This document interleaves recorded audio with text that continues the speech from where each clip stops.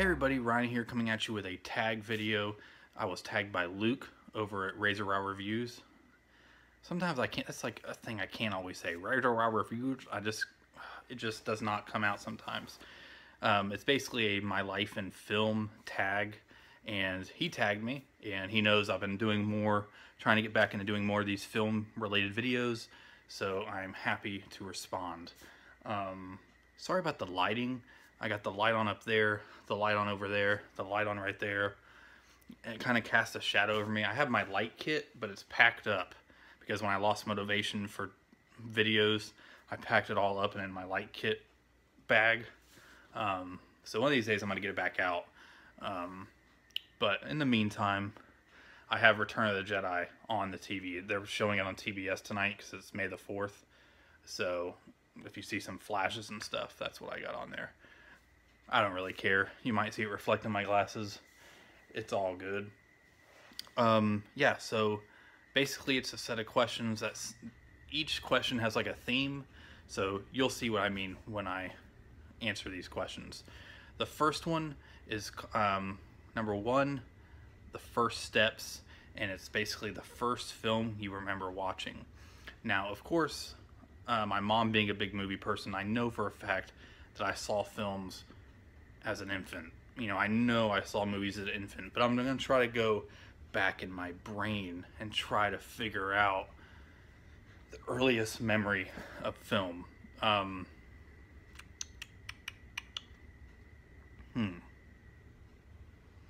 You know, I've always said that it's really two films. One is Batman with Michael Keaton. I've talked about that in the past.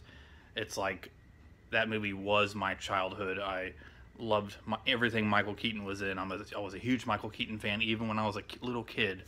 And the original Batman I had it on VHS like 3 different times because the tape kept breaking. And my mom was a Michael Keaton fan as well, so I always watched stuff with him in it, and sometimes I would only watch stuff with him in it when I was a young kid. Didn't really even know some of the subject matter of the movies and stuff like that, but I just always loved Michael Keaton. And I have very early memories of watching Batman, you know, with Michael Keaton. Not in '89 when it came out. I was born in '87. I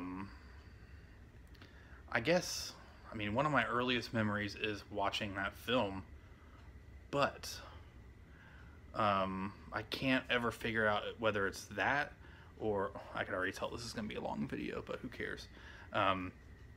Or the Sands of Iwo Jima with John Wayne, because I always shared this story about when I was younger. I remember crawling out of bed, and I remember it wasn't like a crib, but it was like a baby kind of bed. I remember getting out of that bed and walking out to the living room in the middle of the night, even though it was probably only like 7 o'clock in the evening. And I had like a nightmare or something, and I went and sat on the couch with my parents, and they were watching a movie. And in the movie, a very stern and charismatic man walked out and said, "My name's Stryker. I'm Sergeant Stryker." And for some reason, that image always stuck with me. And it wasn't until years later, when I started getting really addicted to movies on my own, that I've always said that like a movie that got me into films was like The Godfather, A Bridge Too Far, which led to me watching other war films. So it was like Patton after A Bridge Too Far, The Longest Day, then The Sands of Iwo Jima. And I remember sitting there watching The Sands of Iwo Jima, knowing who John Wayne was, and when he came into the tent and said the name Stryker, Sergeant Stryker, I was blown away. Like, blown away, because I was like, oh my gosh, this is the film that oh my gosh, I've been trying to solve this mystery for the last, at that point, 4 years, my whole life pretty much. Oh my gosh, and so much nostalgia flooded through me, and I was like, this is one of my earliest memories, and I now know what film it is. So I would go with that. The Sands of Iwo Jima was probably my earliest film watching memory because of watching it with my parents that night. But yeah, that part always stuck with me. I just could not believe that. Like, I was just sitting there and it was like, name Stryker, Sergeant Stryker, and I went, oh my gosh, this is the movie I've been looking for. This is the answer to all my questions. So, anyways, I have the questions on my phone, so I'm gonna have to like stop recording after each question and just check the next one. So that was question 1. All right, the second question is about first crush, and it's basically about whatever actor or actress that you had a crush on when you were growing up. I didn't have any crush on any actors. I had quite a few crushes on certain actresses. One that comes to mind was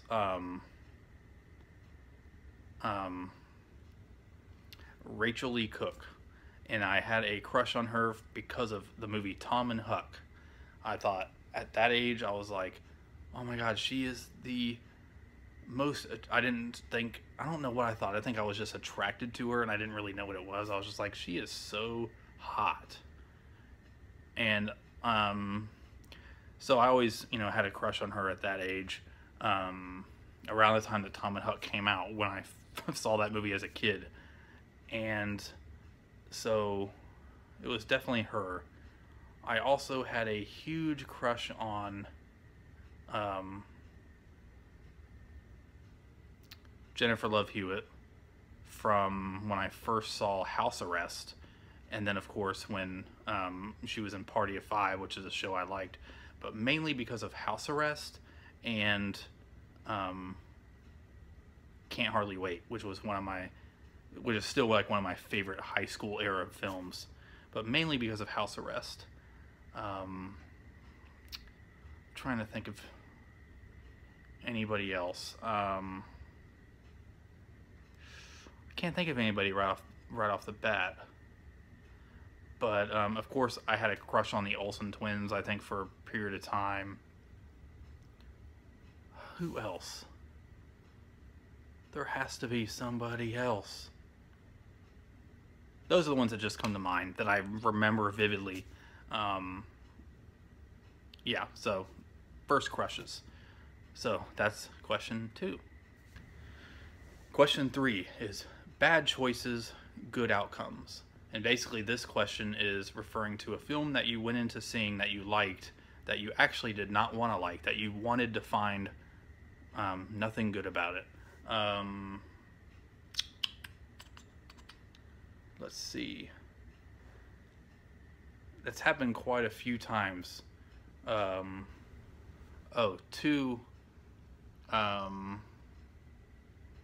Okay, I got a couple. One film that when it came out, it was getting so much buzz because of the subject matter that it became cool almost to make fun of it, like when you're a teenager, and that's when this movie came out. The movie is Ang Lee's Brokeback Mountain, which at that time period was just known as that gay cowboy movie, basically, if you were young and just kind of ignorant like I was about that subject matter in general. And I remember everybody was talking about it. The critics were loving it. And finally one day I went and watched it. I think it was like a couple years after the movie came out. It was already like on DVD, and I watched it just because I was a big fan of the score. I really love the score, and I love the co-screenwriter. He is the same who wrote like Lonesome Dove. I always forget his name. Larry McMurthy, something like that. You guys know who I'm talking about. He wrote Lonesome Dove and a bunch of other stuff. Oh, The Last Picture Show. He wrote the screenplay for that, I'm pretty sure. And what's the film? I can't remember the other film. But I think it may be an answer to a question later, so I better figure it out. Terms of Endearment. He wrote that screenplay as well, I'm pretty sure. No, he didn't write that screenplay because James L. Brooks wrote the screenplay. He wrote the original novel that it was based off of. He may have co-wrote the screenplay with him. I can't remember.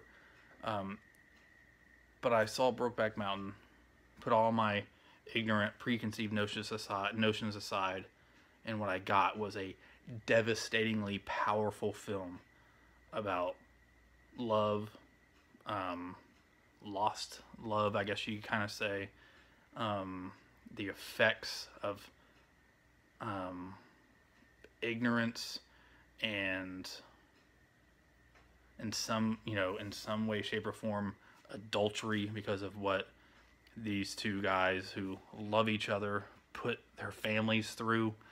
Um, but it's a devastatingly powerful film, and even some of the and I've told some people in the past back then that refused to see it. I was like, man, get your ignorant, preconceived notions aside and watch this film. It is powerful. And they watched it and they're like, man, I cried like a baby at the end of that film. Yeah, it was powerfully made. The acting is top notch. So that's a film I ended up really liking. I didn't enjoy it as much because it wasn't really an enjoyable movie because of the subject matter and the rawness of the conclusion, I guess you could say. And then another film, I am heavy into like political type films, and I love bio kind of movies, and I'm a huge Oliver Stone fan. And myself align very independent and very center in terms of like politics, and I try to avoid politics in general, like on social media and stuff, except for Twitter, which I have been very open on. But I'm critical of both sides, really.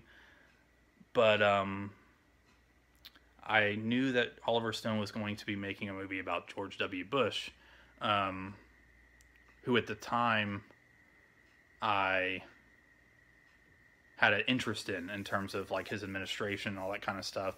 Didn't agree with any with some of the stuff that he was doing, because I always find in my thing I'm like more of an issue type person. I don't judge a president based on everything. I'm more like an issue, like on certain issues. And so in regards to like, war and all that kind of stuff, like there's always some things about that I'll always question. I was really kind of young at the time, but I don't really hate I didn't hate the guy. And so when I found out Oliver Stone was doing a film, I was already a fan of Nixon. So I was like, oh man, hopefully this is going to be like a good, honest kind of look at the administration. Controversial, because it'll probably show some things that supporters of his won't like, that maybe were true or not. And then Oliver Stone will put his own bias onto it. But then I found out that he was making it was going to be kind of like no punches. He wasn't going to hold any punches. He wasn't going to do any punches. He was just going to kind of make it like I don't know. It was kind of like when I first saw the preview, it was almost like it was mocking the president, and that's not really what I wanted. I didn't want a comedy. And so I wanted like another 3-hour JFK Nixon style film that was controversial and dealt with all the subjects. And so when I went into W, I really wanted to hate the film because of that. And basically when it started out, I was like, wait, this is actually a little bit serious in tone.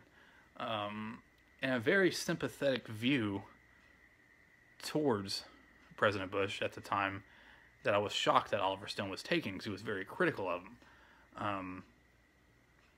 Of course, there's some people that say that Josh Brolin's performance, the way maybe he was directed, was kind of a caricature of George Bush, but I could see that a little bit, but overall the film and how it handled the topics and the subjects, and I'm huge on that subject. I read all of Bob Woodward's books on the administration, and I'm big into politics and political history and all that kind of stuff, in American history anyways. And me being independent minded now as an adult, I don't get offended by stuff, in terms of like, if I agree with some things and this writer's slamming it, I don't get offended by that kind of stuff anymore. And I've grown into that position grew up very conservative, very right wing in terms of my beliefs. And the older I've gotten, the more centrist I've become, which has been the best thing for me because I see all sides now. And so that's a film that I ended up watching. In fact, I rewatched it today, which is funny that I'm doing this today. I rewatched it today, and I loved it. I wish it was longer. There were some flaws. Definitely, the screenplay needed some work. It was definitely very jumping all over the place. It needed to be longer, but I wanted to hate it, and I ended up really liking it, and I was shocked. But anyways, so that's the answer to that question. All right, question 4. When I went on a first date, at the movies, what did I see? I didn't always go on a first date to the movies. We did other things, but there's one first date that I went to. Well, I guess this is hard to say because this wasn't really a first date. It was like a second date. But it's the only time I went to the movies in a relationship in that way, at the early part of the relationship. So like, I'm going to use this story. And me and my girlfriend at the time went to go see Along Came Polly. And, we argued the whole time and ended up breaking up by the end of it. Like, it was like a 2-week dating, and I don't know what happened. I think I said something stupid. We ended up breaking up, fought the whole movie. And so even to this day, like, I will never see that movie. My experiences with it were awful. But talking about that now, I have a memory of back in like 8th grade, I was meeting somebody at the movies with some friends. It was going to be like a double date. And I get to the movies. The movie is... what's the movie? Undercover Brother. That's the movie. A movie that I will always regard as the worst movie I've ever seen. Maybe not as bad as like... And I'm a Tom Green fan, especially his early stuff, and I hate Freddy Got Fingered. But I even think Undercover Brother is even worse. I hated it.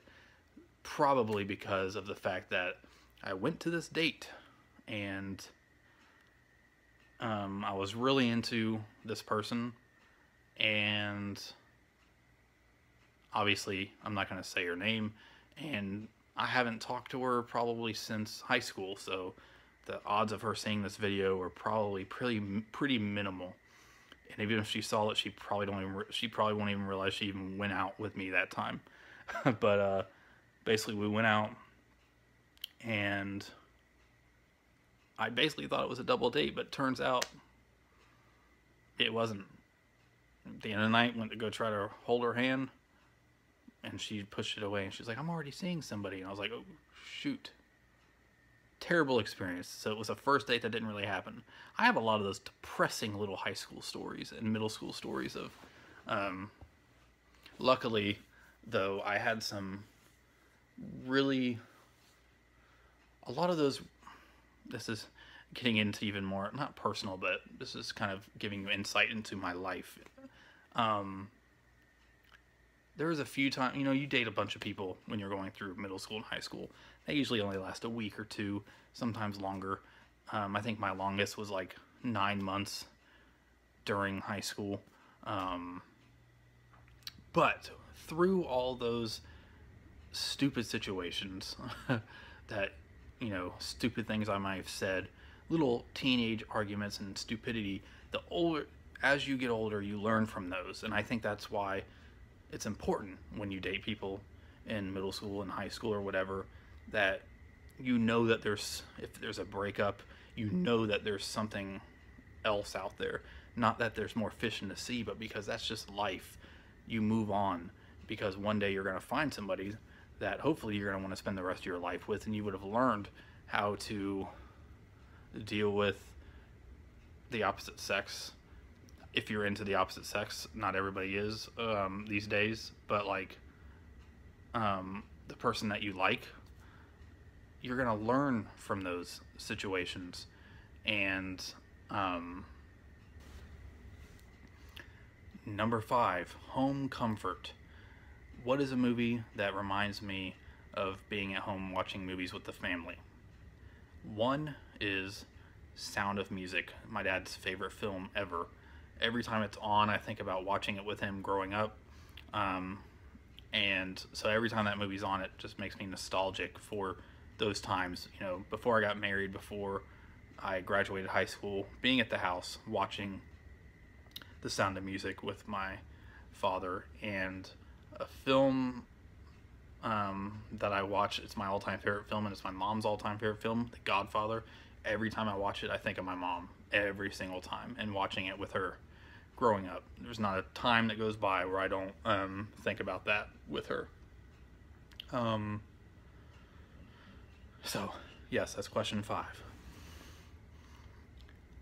All right, next question. Number 6, first Heartbreak. What is a movie that I guess hit me in the gut or something like that more than I thought, or affected me more than I thought? And that would be Mrs. Doubtfire.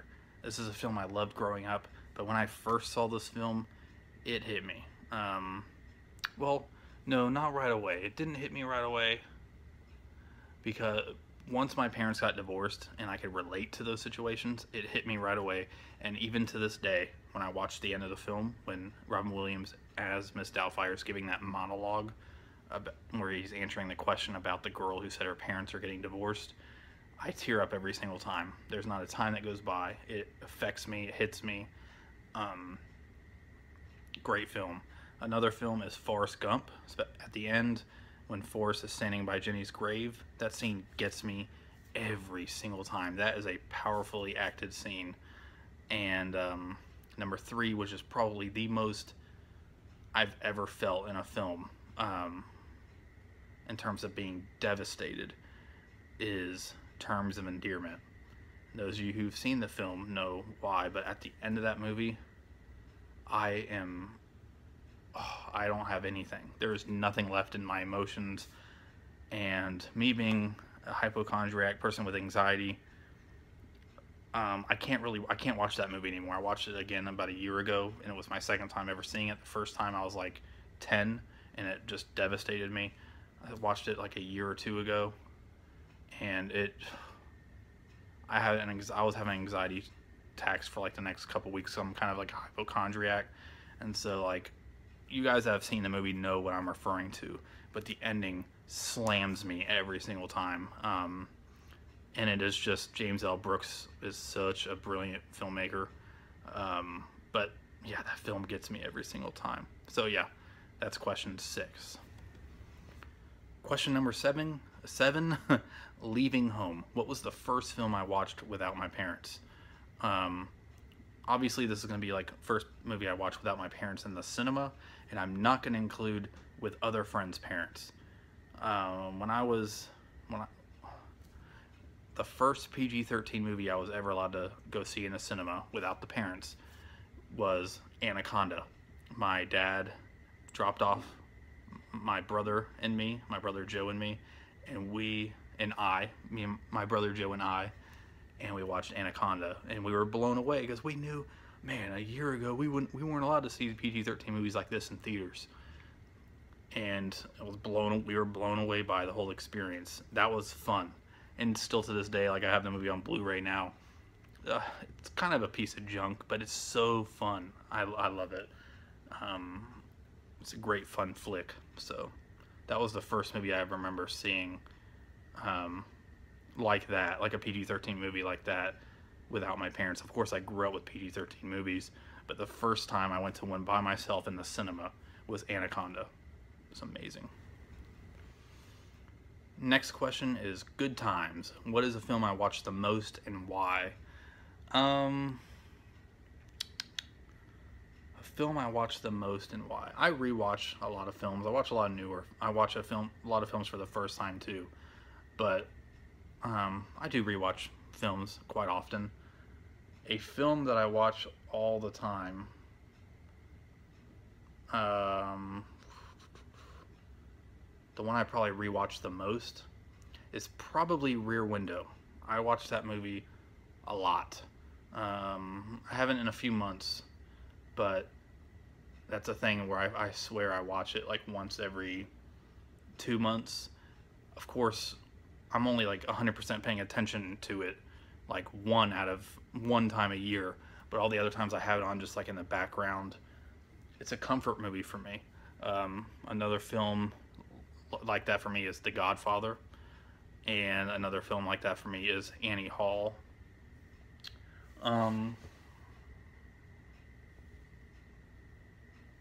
Clerks is a film I watch a lot. I probably watch that like once every 4 or 5 months. And Goldfinger. And then there's like, I think Goldfinger, Doctor No, The Spy Who Loved Me. Those are all films I kind of revisit um, from time to time. Now, there's films that me and my wife revisit all the time that she loves as well. Like we put on when Harry Met Sally. That's one that we always have on. We always have on like You've Got Mail.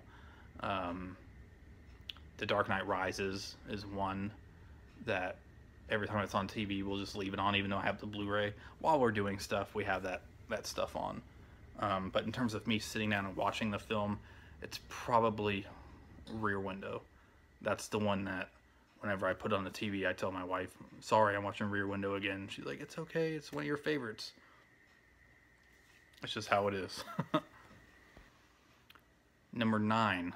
It is learning a new language. What is my favorite foreign language movie? It is, without a doubt, The Seven Samurai, or Seven Samurai. It's been my favorite since I first watched it on VHS back in the early 2000s on a crappy VHS tape starting at 11 p.m. when I was sick. I watched the whole movie over the course of the night.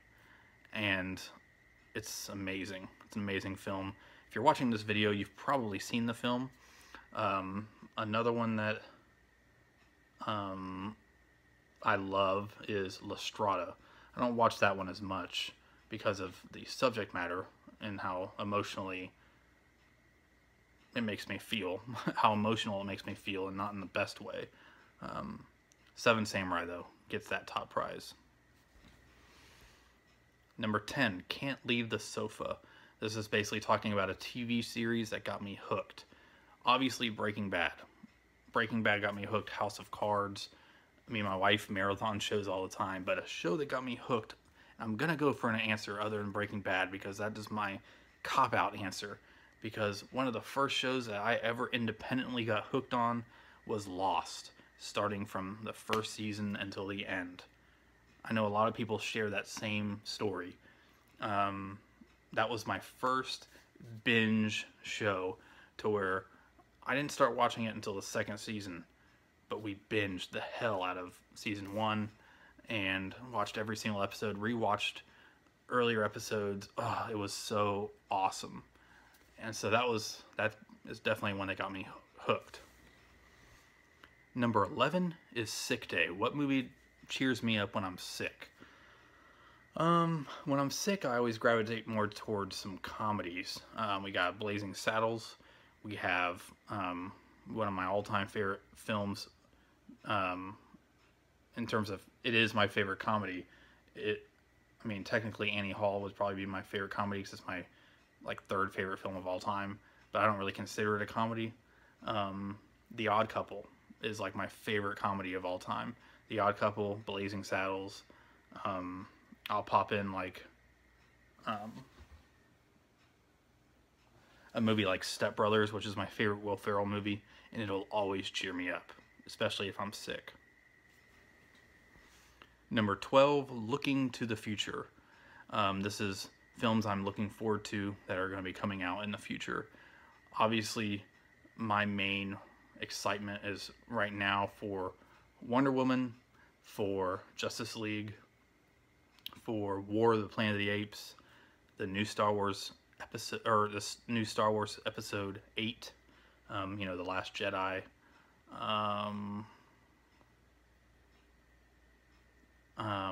I need to get caught up with the rest of the Marvel films that I haven't seen because I'm really looking forward to the new Thor film. Looking forward to Spider-Man Homecoming because of Michael Keaton being in the film. And I've always liked Spider-Man more than any other Marvel franchise, really. I loved the Sam Raimi films. yeah, so I'm looking forward to that. There's other movies, I just can't think of them. Oh, Blade Runner, the newest Blade Runner. Oh my gosh, I can't wait for that. And now my wife has seen Blade Runner, the original, and loved it. And me and her had like a huge discussion about it and all the themes and everything about it. And so we are both extremely excited to see the new Blade Runner. Also, Alien Covenant, really excited for that. So those are all films I'm looking forward to in the future. The next question is If Only, and it is a what old movie would I like to see get remade? I don't like that a lot of classic films get remade, like Ben-Hur. I don't think should have been remade. There's like, you know, random movies I don't think should have been remade, but I'm not like I'm on the hate. I'm not a hateful anti remake person per se. I don't like useless remakes. I like it when they remake something and it's like its own kind of monster. You know, I wish that if they remade films, they would make films that maybe failed and kind of readapted the story and maybe will help bring, you know, promise to the original one. What is an old movie I would like to see get remade?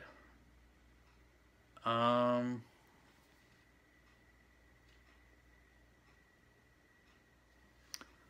can't think of...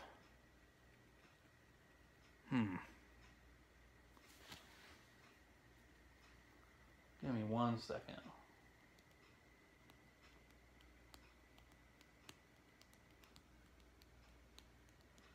I mean, I think it'd be cool if they did like a new Thin Man.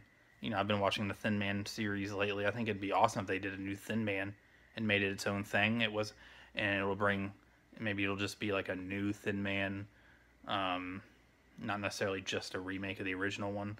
I think that'd be cool. To me, I would love to see Tom Hanks in that role that William Powell played. I think that would be the perfect Tom Hanks role. More Tom Hanks in the late 90s, early 2000s, but I think he could still pull it off now. I think it'd be cool if they did like a new version of Mr. Smith Goes to Washington, considering how Washington is right now.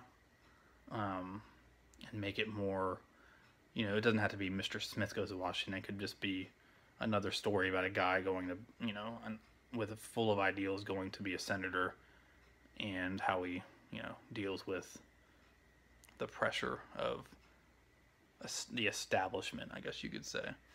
But yeah, that's really all I could really think of. Maybe, yeah, that's really all I could think of with that. The End of the Road. What are 3 films I will always enjoy watching? And this is the 14th and final question. I'm really going to try to choose films for this that maybe are different. Obviously, my favorite films that I've been kind of mentioning, a lot of the films I've been mentioning, I could always watch and never get sick of them, like Batman and all that kind of stuff, and Clerks. But what are other maybe 3 other films that I will never get sick of? I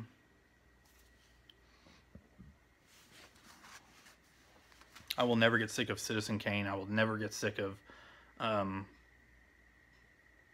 one of my favorite movies in the Godzilla franchise, Godzilla 2000. I'll never get sick of the original Godzilla film, Gojira, not Godzilla King of the Monsters with Raymond Burr. I could always watch 12 Angry Men. I could always watch On the Waterfront.